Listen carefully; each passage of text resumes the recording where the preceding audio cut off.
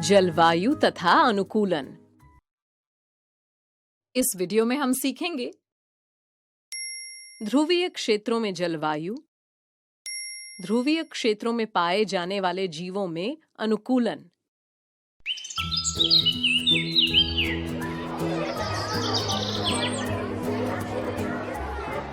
सवाली, तुम्हें क्या लगता है ये कौन सा जानवर है?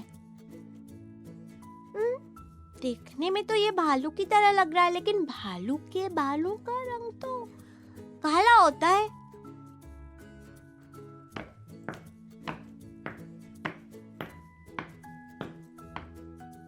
अरे मेरे बाल वैज्ञानिकों ने आज ऐसा कौन सा रहस्य खोज निकाला है जिस पर इतनी गहनता से चर्चा हो रही है? हाँ?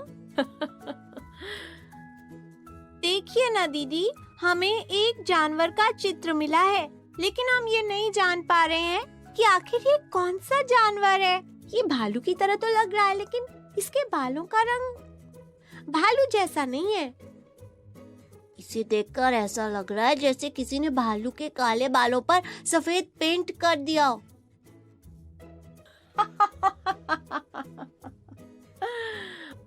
अरे ये ध्रुवीय भालू का चित्र है बच्चों। ध्रुवीय क्षेत्रों की जलवायु के अनुसार अनुकूलन के कारण इसके बालों का रंग सफेद होता है। जलवायु और अनुकूलन, ये दोनों एक दूसरे से कैसे संबंधित हैं? इनके बारे में और अधिक विस्तार से समझाइए ना दीदी। ठीक है, तो आज हम जलवायु और अनुकूलन के बारे में विस्तार से जानते हैं। चलो सब अपने अपने बेंच पर बैठो। अब बताइए दीदी। बच्चों, मैंने पिछली कक्षा में भी तुम सबको अनुकूलन के बारे में बताया था। क्या किसी को याद है कि अनुकूलन क्या होता है? थोड़ा थोड़ा याद है दीदी। आपने बताया था कि पर्यावरण में होने वाले हानिकारक परिवर्तनों से बचने के लिए जीवों में विशेष क्षमताएं विकसित हो जाती हैं। वही होते हैं अनुकूलन। हाँ खोजी, जिन विशिष्ट संरचनाओं अथवा स्वभाव की उपस्थिति किसी जीव को उसके परिवेश में रहने योग्य बनाती हैं, अनुकूलन अथवा अडैप्टेशन कहलाती हैं। लेकिन दीदी, अनुकूलन से जलवायु का क्या लेना देना? सवाली, जलवायु का सभी जीवों पर गहरा प्रभाव पड़ता है। किसी क्षेत्र में जैसी जलवायु होती है, वहां रहने वाले जीव उसी के अनुरूप अपनी आकृति, आकार, रंग रूप तथा आवास संबंधी लक्षणों को परिवर्तित करके अपने आप को उस जलवायु के अनुकूलित कर लेते हैं। ये परिवर्तन जीवों को पर्यावरण में सफलतापूर्वक जीवित रहने में सहायता करते हैं। ओह अच्छा, यानी कि जलवायु के अनुसार ही जीवों में अनुकूलन होता है। हाँ सवाली, ध्रुवीय क्षेत्रों यानी पोलर रीजन्स में पाए जाने वाले जीवों का शरीर भी वहाँ की जलवायु के अनुरूप अनुकूलित होता है। ये ध्रुवीय क्षेत्र कहाँ पाए जाते हैं दीदी? ध्रुवीय क्षेत्र पृथ्वी के ध्रुवों के समीप पाए जाते हैं खोजी। उत्तरी ध्रुव और दक्षिणी ध्रुव पृथ्वी के 2 ध्रुव हैं। Canada, Greenland, Iceland, Norway, Sweden, Finland देश तथा अमेरिका में अलास्का और रूस में साइबेरिया क्षेत्र ध्रुवीय क्षेत्रों में आते हैं। ध्रुवीय क्षेत्र में कैसी जलवायु पाई जाती है दीदी? बच्चों, ध्रुवीय क्षेत्र सदैव बर्फ से ढके रहते हैं और इनके अधिकतर भाग में अत्यधिक सर्दी होती है। एक रोचक बात पता है बच्चों? ध्रुवों पर 6 महीने का दिन और 6 महीने की रात होती है। सचमुच दीदी? तब तो मैं वहाँ जाकर मजे से जितना मन करे उतना सो सकता हूँ। खोजी, ध्रुवीय क्षेत्रों में पड़ने वाली ठंड को हम सहन नहीं कर पाएंगे, इसलिए हमारे लिए वहाँ पर रहना बहुत कठिन है। वहां पर इतनी ठंड होती है कि सर्दियों में तो तापमान -37 डिग्री सेंटीग्रेड तक कम हो जाता है। तो फिर इतनी ठंड में वहाँ पर जीव कैसे रहते होंगे दीदी? बच्चों, ध्रुवीय जीवों का शरीर उस वातावरण में रहने के लिए अनुकूलित होता है। वो कैसे दीदी? जैसे यदि हम ध्रुवीय भालू की बात करें तो उनका शरीर शीतरोधी यानी ठंड को रोकने वाला होता है। उसके शरीर पर फर यानी बालों की 2 मोटी परतें होती हैं और साथ ही त्वचा के नीचे वसा की परत होती है जो उसे ठंड से बचाती है। ध्रुवीय भालू का शरीर इतना अधिक शीतरोधी होता है कि वो अपने शरीर को अधिक गर्म होने से रोकने के लिए धीरे धीरे चलते हैं और समय समय पर आराम भी करते हैं। ओह अच्छा, तो इस प्रकार ध्रुवीय भालू का शरीर वहाँ की जलवायु में रहने के लिए अनुकूलित होता है।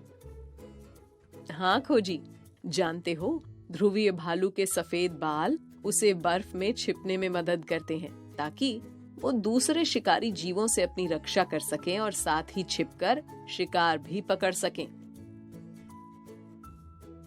इसके पंजे चौड़े तथा बड़े होते हैं जो इन्हें तैरने और बर्फ में चलने में सहायता करते हैं। इसके नाखून भी मुड़े हुए लंबे और पैने होते हैं।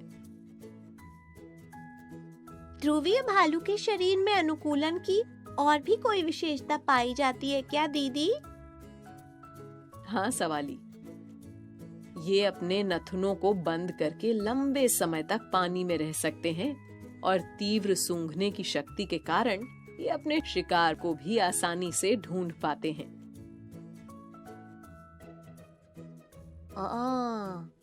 किसी और ध्रुवीय जीव के बारे में भी बताइए ना दीदी। बच्चों, पेंगुइन भी एक जीव है जो ध्रुवीय क्षेत्रों में पाया जाता है।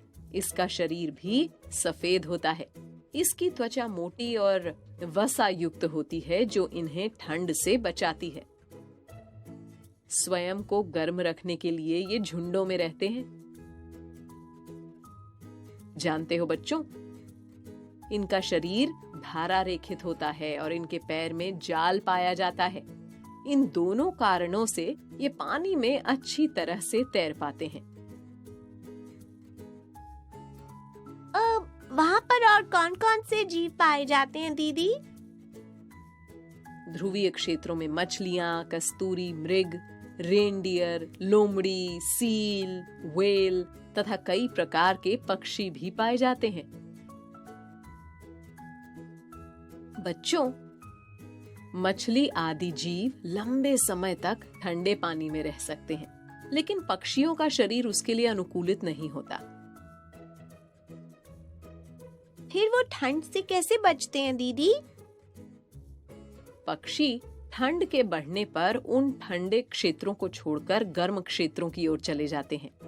इसे प्रवास यानी माइग्रेशन कहते हैं। साइबेरियन क्रेन नामक पक्षी सर्दियों में साइबेरिया से भारत के राजस्थान में भरतपुर और हरियाणा में सुल्तानपुर स्थानों पर प्रवास के लिए आते हैं और सर्दियां समाप्त होते ही वापस अपने आवासों में लौट जाते हैं। इस प्रकार ध्रुवीय क्षेत्रों के जीवों में वहां की जलवायु के अनुरूप अनुकूलन पाया जाता है। समझे ना? हाँ दीदी। तो देखा बच्चों, जीवों के लिए अनुकूलन कितना जरूरी है। आज के लिए इतनी जानकारियां काफी हैं। अगली बार हम किन्हीं अन्य क्षेत्रों की जलवायु और अनुकूलन के बारे में जानेंगे। ध्रुवीय क्षेत्रों की जलवायु और अनुकूलन के बारे में सारी बातें तो तुम समझ गए ना अब? हाँ संपर्क दीदी। तो फिर अब मेरे सवालों के जवाब दो। पूछिए दीदी। सबसे पहले ये बताओ कि ध्रुवीय क्षेत्रों में किस प्रकार की जलवायु पाई जाती है?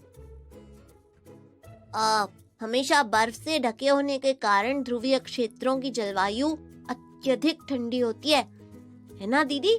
सर्दियों में तापमान -37 डिग्री सेंटीग्रेड तक कम हो जाता है। वहाँ पर 6 महीने का दिन और 6 महीने की रात होती है दीदी। बिल्कुल सही बच्चों। अब ये बताओ कि ध्रुवीय भालू में अनुकूलन की कौन कौन सी विशेषताएं पाई जाती हैं? दीदी, उसका सफेद फर उसे बर्फ में छिपकर शिकार पकड़ने में सहायता करता है। ये उसके शरीर को गर्म भी रखता है। उसमें लंबे समय तक पानी में रहने की क्षमता होती है दीदी। और उसके लंबे और चौड़े पैर उसको तैरने और बर्फ में चलने में सहायता करते हैं। शाबाश। अच्छा, अब ये बताओ कि प्रवास क्या होता है? प्रवास याद नहीं आ रहा दीदी। कोई बात नहीं, मैं बताती हूँ।